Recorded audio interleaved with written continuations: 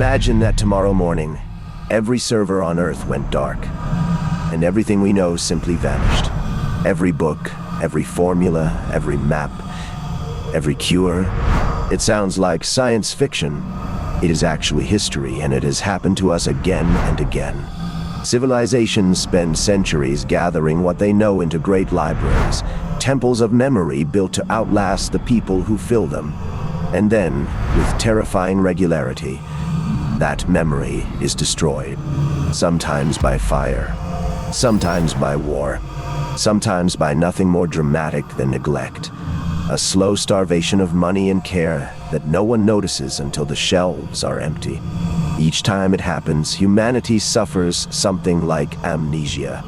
Ideas that took generations to discover are erased in a single season, and some of them have never been recovered. We do not even know the full size of what we lost. That is the cruelest part. You cannot mourn a book you never knew existed. Tonight we walk through the ruins of 6 of these lost worlds of knowledge. 6 libraries that once held the best of what our species had learned, and the stories of how each one was broken, burned, strangled, or saved at the last possible moment. Because hidden inside these disasters is a question that should keep us awake. If it happened to them, why are we so sure it cannot happen to us?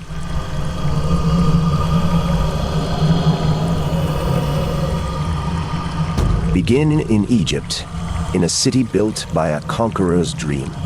When Alexander the Great died, one of his generals seized Egypt and founded a dynasty.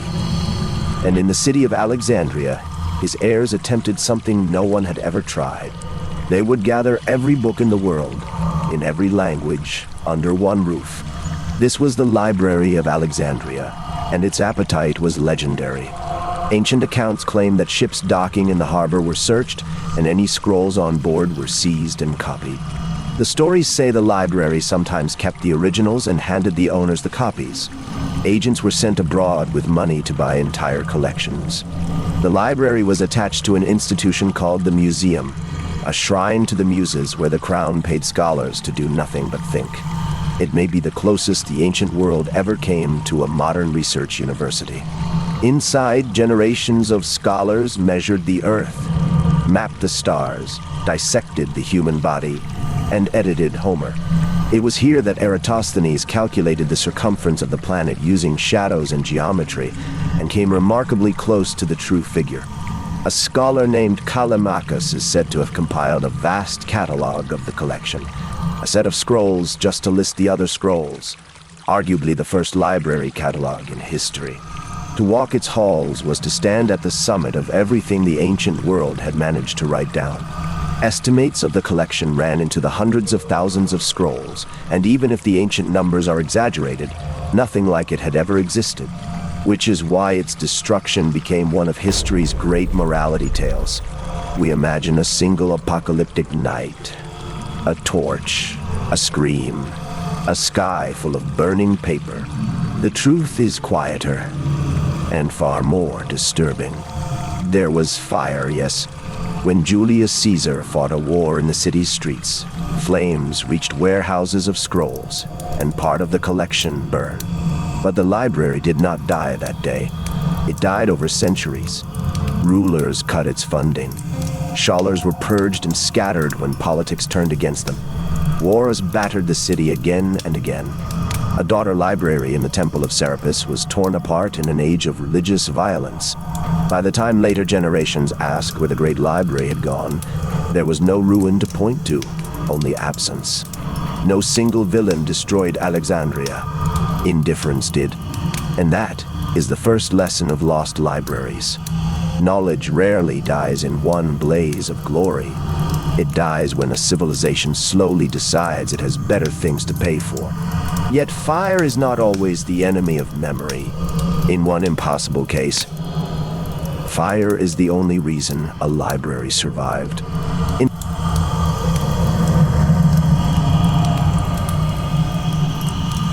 the 1840s, diggers cutting into a mound in northern Iraq broke through into the ruins of a palace and found the floor littered with broken clay. Thousands upon thousands of flat tablets, each one covered in tiny wedge-shaped marks. They had stumbled into Nineveh, capital of the Assyrian Empire, and into the private library of its last great king, Ashurbanipal. Here was a ruler unlike the warlords around him. Ashurbanipal boasted that he could read and write, a rare skill even for kings, and in the 7th century BC he set out to collect the entire scholarly tradition of Mesopotamia. His scribes gathered and copied omens, medical texts, prayers, dictionaries, mathematics and myths, tens of thousands of tablets, organized and labeled, the oldest surviving library ever assembled with systematic intent. Some tablets even carried the ancient equivalent of a library stamp, declaring them property of the palace, and colophons warned of divine anger against anyone who carried them off. This was a man who took his collection seriously. Then the empire fell. In 612 BC, an alliance of Babylonians and Medes stormed Nineveh, slaughtered its people, and put the palaces to the torch. By every rule of history, the library should have died that night. Instead, something extraordinary happened. The tablets were not paper, they were clay, and the inferno that consumed the palace did not destroy them. It baked them, hardening the soft clay like pottery in a kiln, fixing the words in place for 26 centuries. The fire, meant to erase Assyria, accidentally preserved its mind. Buried under collapsed walls, the tablets waited until modern archaeologists lifted them out and slowly learned to read them. And in 1872, a British museum assistant named George Smith deciphered a tablet that described a great flood.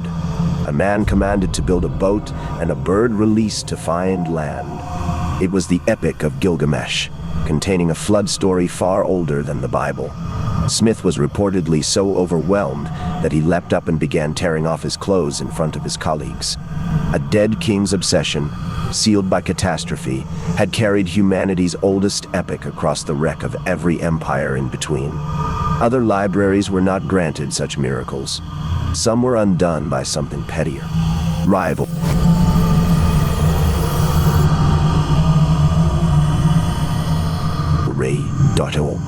On a hilltop in what is now western Turkey stood Pergamon, a city that decided it would outthink Egypt itself. Its kings, the Attalids, had grown wealthy and ambitious, and they wanted what Egypt had, prestige measured not in gold but in books. They built a library said to hold as many as 200,000 scrolls, ranked second only to Alexandria itself. They hunted manuscripts and poached scholars so aggressively that the ancient world began to speak of the two libraries as rivals, locked in a race to own the past. According to a story preserved by ancient writers, Egypt struck back with an embargo. It cut off the export of papyrus, the reed-based paper of the ancient world, hoping to starve Pergamon's library of the very material a book was made of. If the tale is true, it may be history's first war fought over information technology. And it backfired magnificently. Denied papyrus, the craftsmen of Pergamon perfected a different writing surface. Animal skin, scraped, stretched, and polished into smooth, durable sheets. The Romans called it pergamena, the material from Pergamon. We call it parchment. The city's name is written into the word itself, hiding in plain sight every time we say it. Parchment was tougher than papyrus. It could be folded, stitched, and bound, and it helped push the ancient world from the scroll toward the book. Every medieval manuscript, every illuminated Bible, every royal charter written on vellum for the next 1,500 years descends from that act of spite. The library itself met a stranger, sadder fate. When Rome swallowed Pergamon, the collection became a trophy in other people's games. Plutarch records the claim that Mark Antony seized its 200,000 scrolls and handed them to Cleopatra, a gift for Alexandria, the great rival, the very library Pergamon had spent generations trying to surpass. Whether the story is precisely true, historians still argue. But the image is unforgettable. An entire civilization's collection, reduced to a lover's present, shipped away to a library that was itself already dying. Pergamon's shelves fell silent, and its greatest legacy turned out to be not a single book, but the skin those books were written on. Centuries later, Far to the east, a new city would inherit the ambitions of both rivals and suffer the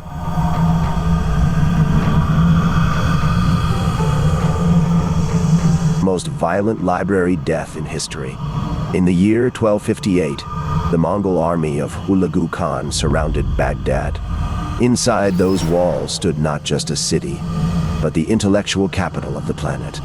For 5 centuries, Baghdad had been the heart of the Islamic Golden Age, and at its center lay the House of Wisdom, a complex of translation, scholarship, and science fed by generous caliphs. Its scholars had rescued Greek philosophy by translating Aristotle and Ptolemy into Arabic, while much of Europe struggled to keep literacy alive. They absorbed Persian astronomy and Indian mathematics, took the numerals we still use today, and pushed them further. It was here that the mathematician al-Khwarizmi wrote the treatise that gave us the word algebra, and whose own name, mangled by Latin tongues, became the word algorithm. Stories from the era claim that some caliphs rewarded translators lavishly for their work, and whether or not the details are literal, the message is clear. In Baghdad, knowledge was treasure. The city had even learned the secret of papermaking from the East, and paper made books cheaper, faster, and more plentiful than parchment ever could. The House of Wisdom was not preserving the past. It was building the future. Then the siege ended, and the sack began. The Mongols broke Baghdad with a thoroughness that still shocks historians. The caliph was executed. Enormous numbers of inhabitants were slaughtered. And the libraries, the accumulation of 500 years of genius, were emptied into the river. The legend that survivors passed down is almost too painful to repeat. The Tigris, they said, ran black with the ink of the books thrown into its waters, and then it ran red with the blood of the scholars who had written them. A river of ink, then a river of blood. Even if the image is more poetry than reportage, it records a truth that dry chronicles cannot. Contemporaries understood immediately that something irreplaceable had been destroyed. Not just a city, but a version of the future that would now never arrive. Some works survived in copies scattered across other lands. Countless others exist today only as titles, mentioned in surviving books, pointing at texts no living person has ever read. And Baghdad was not alone. In that same era, another wonder of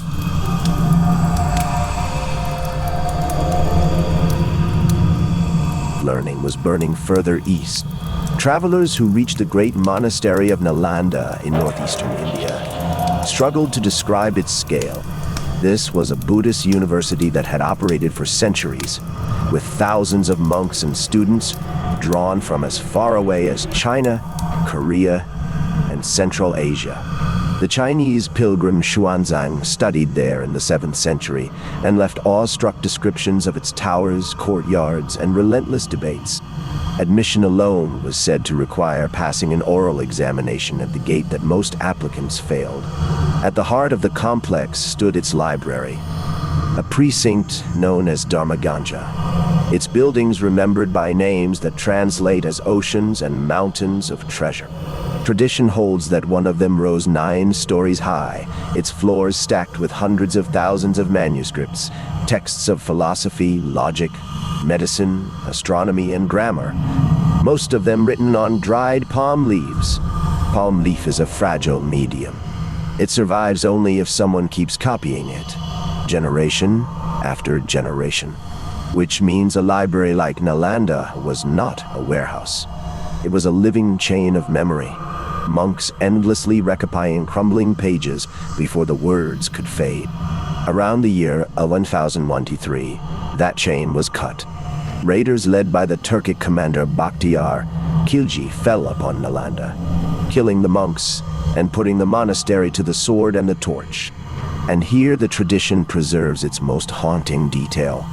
The library was so vast, the chronicles say, that its manuscripts burned for months, smoke hanging over the ruin season after season, a slow, gray funeral for 1,000 years of thought. With the copyists dead, even the texts that escaped the flames began to die quietly, rotting one monsoon at a time. Entire branches of Buddhist scholarship survive today only because copies had been carried over the mountains to Tibet and China by pilgrims and refugee monks. Today, Visitors can walk the excavated ruins of Nalanda.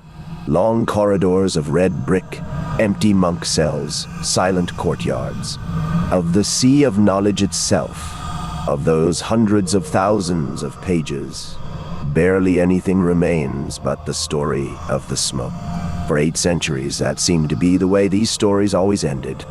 The soldiers arrive, the library burns, the world forgets. But history had one more library story to tell, and this time, the ending